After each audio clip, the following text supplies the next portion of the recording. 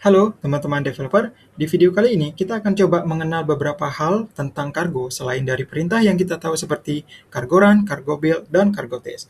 Jadi dengan kargo itu, kita sebenarnya bisa nge-publish package buatan kita sendiri, seperti itu ya. Tapi perlu diingat, saat kita nge-publish package, kita kan itu perlu banget menyediakan informasi terkait library kita, yaitu berupa dokumentasi, kan seperti itu. Nah, di Rust itu ada yang namanya documentation command, yang mana akan mengenerate HTML, seperti itu. Jadi, caranya cukup mudah kok. Nah, di sini saya sudah buat kode. Oke, nah, itu documentation command ditandai dengan adanya 3 karakter ini, forward slash, begini. Oke, jadi dia pakai 3. Nah, di sini kan kita buat nih di dalam library kita nih, lib.rs file, seperti itu. Ada satu fungsi yang sangat simpel. Nah, setelah kita buat ini, saya simpan. Ini mungkin saya tutup dulu ya. Oke. Nah, saya save, kemudian saya jalankan. Itu perintahnya adalah cargo doc seperti ini. Oke. Kemudian saya enter. Nah, di sini kita akan dapati, ini saya kecilin dulu. Kita akan dapati di foldernya target, kemudian ada lagi doc, terus nama package-nya. Nah, di sini ada index HTML. Di sini akan di-generate HTML tadi, seperti itu. Kemudian saya coba buka, maka akan tampil seperti ini. Oke. Nah, di sini itu semua terkait informasi dari library kita bisa kita tuliskan seperti itu. Oke. Dan juga apa ya? Yang di sini tadi, di sini di contoh yang ini kita bikin dokumentasinya kan kita berikan informasi terkait contoh fungsinya begini ya, contoh penggunaannya begitu maksudnya.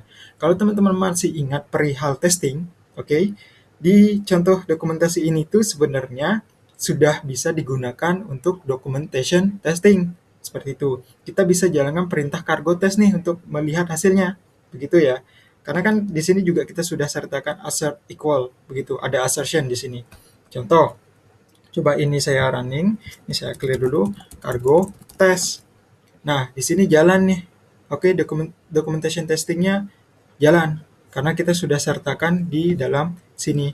Oke, jadi begini teman-teman tuh bisa kok nyertain testingnya di sini.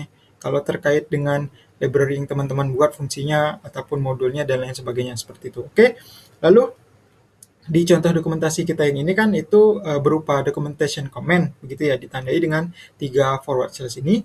Terus kalau misalnya kita pengen nambahin catatan terkait dengan dokumentasi kita ini gimana kan gitu. Caranya cukup mudah, itu dipisahkan dengan yang ini. Saya sudah buat juga di sini. Oke. Nah, di sini saya cukup tambahkan itu double slash plus ada exclamation mark di sini. Oke. Kemudian saya save. Terus saya running lagi cargo cargo test, cargo doc begini. Kemudian di sini kan bentuknya begini. Kalau saya reload, nah maka akan muncul nih catatan terkait dengan informasi dari library kita, misalnya seperti itu. Oke? Kemudian juga ketika ketika kita apa ya, mau publish library crate yang kita buat begitu, kita itu perlu untuk mengorganisir hierarki di program kita. Karena apa ya, user akan kesulitan kalau misalnya harus ngetik panjang begitu untuk menggunakan maaf, untuk menggunakan item dari library yang ada di dalam modul. Misalnya modul kita tuh nested-nya banyak begitu, karena kan agak repot tuh. Nah, kita bisa tuh singkat proses pemanggilannya ke dalam scope program begitu. Kita bisa gunakan yang namanya re-exporting, kalau teman-teman masih ingat, yang ditandai sintaksnya itu dengan pub use, seperti itu. Oke? Contoh, kita akan coba buat dua modul di dalam library kita seperti itu. Ini saya sudah buatkan juga di sini. Ini saya ambil yang ini, oke. Kemudian ini saya buat biar cepat aja sih, biar cepat aja karena contohnya juga simpel. Nah, terus yang di atas ini kita tutup dulu deh. Kita tutup dulu. Ini begini, bisa nggak ya? Kayaknya bisa deh. Oke. Nah, ini kita misalkan nama library-nya adalah art, oke. Kemudian ada 2 jenis modul begitu dengan isi itemnya seperti ini. Simpel banget sih, ini sangat simpel banget. Kemudian kita jalankan nih cargo doc lagi. Cargo doc seperti ini. Kemudian kalau kita reload, nah kita akan dapatkan hasilnya seperti ini kan. Karena kan memang kita sudah kasih simple banget nih. Ini berupa catatan aja begitu, bukan documentation testing juga. Kemudian untuk hasilnya yang di sini, kalau kita lihat, oke, kita cuma melihat modulnya aja kan, ngelis di sini begitu ya. Item dari tiap modulnya itu yang ada di dalamnya, yang di sini kan ada nih masing-masing nih, oke. Jadi di dalamnya itu bisa kita lihat kalau setelah kita klik aja gini. Nah, kita klik baru muncul begitu. Kalau misalnya user make library kita ini, oke, maka akan jadinya itu kira-kira seperti inilah. Misalnya di sini kita coba pakai use, kemudian hey cargo, lalu ada kinds, lalu ada primary color, kan seperti ini. Kemudian ada use, hey cargo, terus ada utils, kemudian ada mix, kan seperti ini. Dan kita misalnya red misalnya. Ini misalnya kita user sebagai pengguna library kita, misalnya seperti itu, oke. Kemudian kita ambil red, lalu juga let yellow, lalu di sini adalah primary color yellow, kan seperti ini. Dan yang terakhir kita mix dari fungsi mix gitu. Kita red pasang di sini dan yellow di sini. Kan simple banget nih begini jadinya kalau kita gunakan. Dengan contoh ini itu kan user manggil lengkap nih di atas ini untuk pakai item dari modulnya, mulai dari nama create, kemudian nama modul, barulah item yang berupa fungsi dan enum. Kalau misalnya ada banyak nested modul misalnya seperti itu, kan akan repot tuh. Maka dari itu kita bisa manfaatkan yang namanya re-exporting tadi, seperti itu. Jadi di atas sini, oke, di atas yang paling atas yang ini, kita itu di sini, oke, bisa pakai pub use tadi, pub use, kemudian self, begini, kita pakai kinds misalnya, kemudian primary color, dan kemudian yang kedua itu secondary color, dan yang terakhir adalah pub use self, itu pakainya utils, kemudian mix, kan begini. Kemudian, coba kita generate lagi ya, kita generate lagi cargo doc-nya. Kemudian kalau kita lihat di bagian depan sini, nah, dia itu sudah muncul nih di sini. Oke. Kelihatan langsung kan item dari masing-masing modulnya di halaman utamanya, kan seperti itu. Terus juga user yang pakai library kita itu bisa langsung manggil item si modul. Misal di sini kita nggak perlu lagi langsung pakai ngetikin panjang begitu. Kita cukup langsung nama modulnya, nama package-nya, terus langsung panggil itemnya seperti ini. Saya save juga normal, jalannya normal seperti itu. Jadi kalau ada banyak item dan nested ataupun nested modul begitu, re-exporting dengan pub use akan memudahkan user library kita itu dalam menggunakan dan mencari lokasi dari tiap item yang mereka ingin pakai seperti itu. Kalau kayak gini kan ini langsung klik udah langsung menuju ke item tersebut. Definisinya seperti apa saja seperti itu. Oke. Lalu selanjutnya cara untuk nge-publish library gimana kan gitu. Kita pengen nge-publish nih misalnya. Jadi teman-teman itu butuh yang namanya akun di cargo create.io. Nah, teman-teman silakan registrasi di sini. Nanti teman-teman setelah registrasi itu teman-teman bisa lakukan di sini di terminal misalnya. Itu nanti perintahnya cargo login terus ada apk di sini.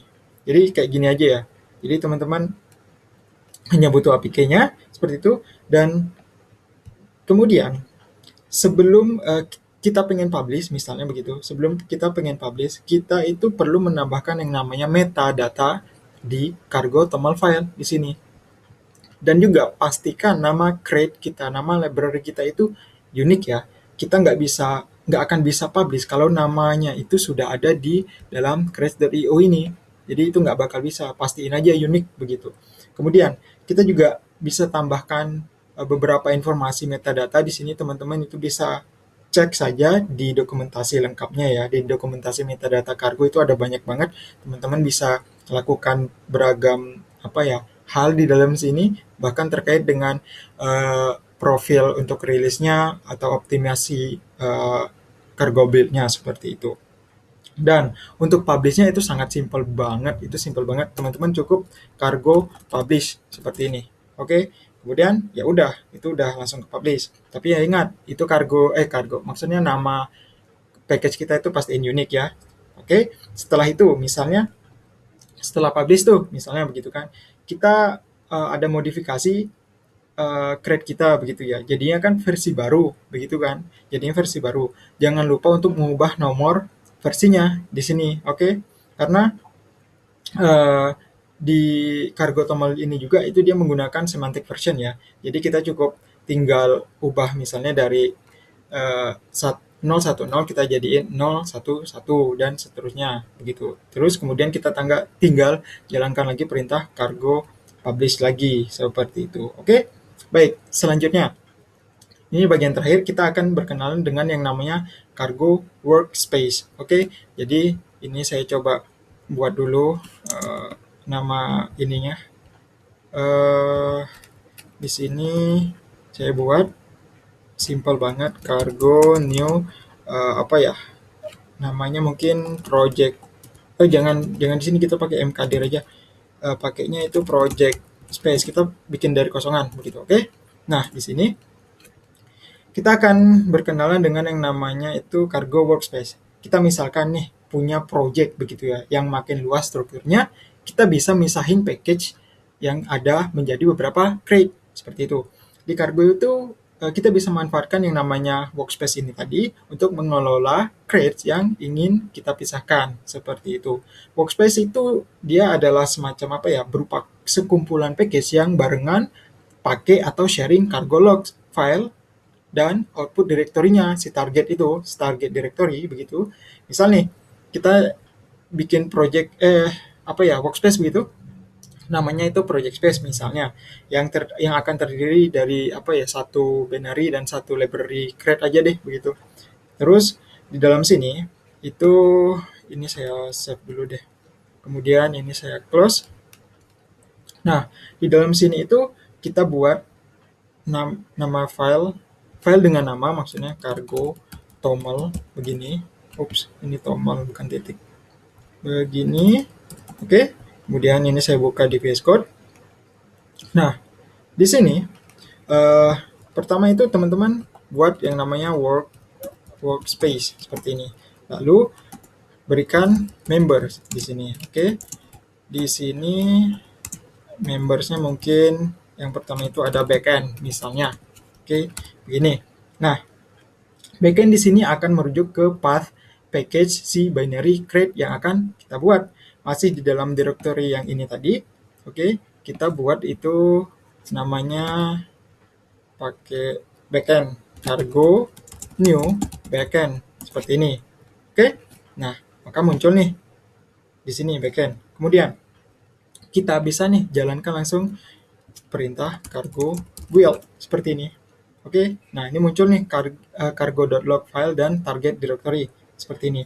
Hasil yang kita dapatkan di dalam workspace kita yang ini itu sekarang memiliki satu target directory pada top levelnya, dan package backend yang ini kita buat tadi nggak akan ada directory targetnya sendiri.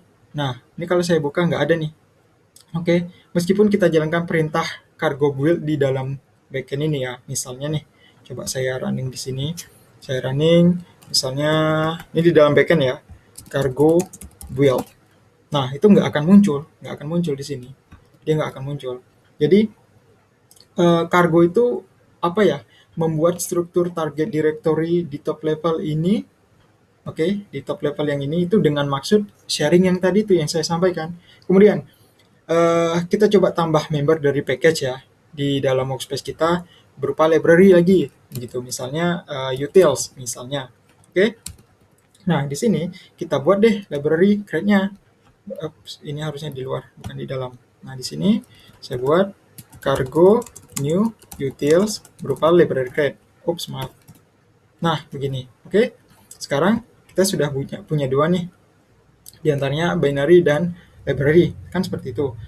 Kemudian di dalam library kita di sini lib.rs, misalnya kan kita tambahkan fungsi sederhana. Misalnya di sini saya pakai yang tadi pub fn add 1 misalnya, kemudian x i32, lalu returnnya i32 juga, kemudian di sini x plus 1, kan seperti ini.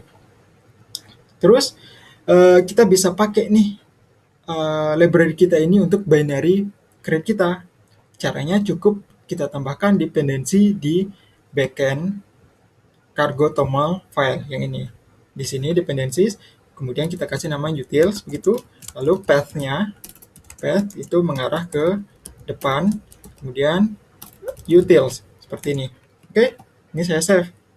Selanjutnya kita langsung tinggal gunakan fungsi dari add one yang tadi itu di main functionnya. Ini saya buka di sini, kemudian saya pakai use dulu dong.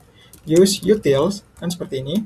Kemudian di sini misalnya let 6 sama dengan 10 misalnya. Kemudian print line-nya di sini itu ini misalnya apa ya? Ini di ini aja deh. Indentation begini. Nah, hello world, kemudian placeholder misalnya, kemudian plus one is gini. Salah ini kok hello world. Calculation from ya gini. Kemudian di sini saya tinggal panggil 6 dan yang terakhir di sini kita panggil utils, kemudian add one function. Di sini kita pakai 6. Jadinya seperti ini. Ini saya save. Nah, ini normal. Oke. Lalu di project space, ingat dia masih di directory di level space-nya ya, workspace-nya ya. Kita jalankan perintah cargo build. Nah, seperti ini. Oke. Kalau kita mau jalankan binary crate-nya dari workspace begitu. Di sini kan kita baru nge-build nih, karena kita baru ada modifikasi di sini. Kita build dulu. Kemudian kalau kita mau jalankan binary crate-nya begitu dari workspace-nya, kita cukup tambahkan option, oke, yaitu optionnya adalah min p begini. Jadi cargo run min p begitu. Kemudian namanya adalah backend seperti ini. Nah, ini munculnya hasilnya. Calculation from 10 plus 1 adalah 11. Kan seperti ini. Kemudian kita kan sudah punya cargo log file nih di top level directory. Nah, file ini tuh akan digunakan di tiap crate yang mana versi dari dependensi yang dipakai juga sama untuk masing-masing crate yang ada. Begitu. Misal kita tambahkan di utils library kita ini, kita di toml-nya ini, toml filenya kita tambahkan package, misalnya ren, kalau teman-teman masih ingat.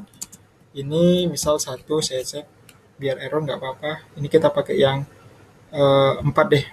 Oh, yang 5 nggak apa-apa. Oke, nah ini. Kemudian wah, ini dia lagi ngecek. Kemudian sekarang kan kita sudah nambahkan nih crate baru begitu di dalam utils library-nya, library utils kita. Nah, kita misal nih bisa tambahkan di filenya yang di sini itu useRen begitu misalnya, useRen. Misalnya begitu kan, useRen begini. Kita save. Nah, kemudian kita build lagi nih workspace kita, misal cargo build kan begini. Oke. Nah, ini dia akan mendownload dulu package-nya. Terus dari hasil build kita ini kita dapati warning. Oke, warning di sini karena kita cuma masukkan ke scope aja kan si useRen tadi, tapi kita belum benar-benar pakai di program begitu. Lalu kita nggak pakai langsung kan si useRen ini di fungsi-fungsinya begitu di dalam program kita. Dan di crate lain yang ada di dalam workspace itu misalnya si backend ini, kalau kita nggak tambahin package ren juga begitu di filenya, maka dia itu juga akan error gitu loh, akan error. Misalnya kita tambahkan di main rs ini, oke. Maksudnya gini, kita nggak bisa pakai langsung useRen begitu. Kita nggak bisa langsung pakai useRen di crate lain, maksud saya begitu. Kita nggak bisa langsung pakai useRen di crate lain di dalam workspace kita kalau kita nggak tambahin package ren di file cargo toml-nya yang di sini. Jadi ini misalnya saya pakai ini kan useRen, saya save. Nah, itu error. Itu nggak bisa. Jadi kita harus menambahkan juga di dalam cargo toml-nya. Kalau di sini kan kita nambahkan di utils. Oke, di utils-nya. Jadi kita build kan normal, tapi kita gunakan juga di sini lib.rs terus kita build itu ya normal karena dia sudah punya dia sendiri kan, terikat gitu. Tapi kita nggak bisa pakai di backend karena kita harus masukin dulu di sini begitu. Oke. Nah, di sini kalau kita sudah masukin, kita bisa tuh langsung build ulang gitu. Misal saya build lagi. Nah, di sini juga bisa. Meskipun di sini warning karena memang apa ya? Dia itu cuma munculin di sini tapi nggak dipakai. Oh ya, sama satu lagi dia itu udah nggak download lagi ya. Dia udah nggak download lagi. Dia sudah apa ya? Sudah tahu kalau oh sudah ada nih package-nya gitu. Di apa? Di target di sini di target direktorinya kan sudah ke-download tuh berdasarkan dengan si siapa? Si library kita ini tadi. Jadi dia udah ke-download tapi dia sudah share nih karena yang di backend ini belum panggil tadinya di dependencies-nya ini si package run, makanya di error. Tapi setelah dituliskan di sini, dia udah bisa langsung pakai gitu tanpa harus mendownload lagi seperti itu. Baik, selanjutnya kita buat tes untuk library create kita. Misalnya di sini kita akan coba buat, ini kan fungsinya pub fn add one kan begini. Kita mau buat testing nih. Kemudian di sini saya buka lagi, lalu di sini itu pakai use super, kemudian begini biar dapat semua begitu. Di it work-nya ini kita cukup pakai assert aja langsung. Di sini assert equal 3, di sini adalah add one, itu nilainya 2 kan seperti ini. Oke. Oh ya, ini untuk yang run-nya ini saya tutup aja deh. Ini saya tutup dan ini juga saya tutup biar warningnya nggak muncul. Baik, kemudian kalau kita jalankan perintah cargo test di top level directory-nya di workspace kita, maka semua tes yang dimiliki tiap crate itu akan dijalankan. Misal, saya jalankan ini perintahnya cargo test kan begini. Nah, itu semuanya dijalankan begitu. Baik untuk backend dan juga util begitu. Kalaupun kita mau jalankan untuk tes di crate tertentu, caranya sama kayak yang sebelumnya. Kita pakai option P, min P begitu. Jadi cargo test, min P, util seperti ini. Nah, dia hanya akan jalan untuk si package util. Oke, jadi lebih kurang inilah beberapa hal terkait yang bisa kita lakukan dengan Cargo begitu. Teman-teman bisa cek lagi dokumentasi Cargo untuk lebih lengkapnya karena masih ada banyak bagian lain yang mungkin cocok untuk kasus teman-teman nantinya seperti itu. Oke, sampai di sini dulu. Kita akan lanjutkan lagi nanti di video selanjutnya yang membahas tentang smart pointer. Oke, terima kasih. Sampai jumpa di video selanjutnya.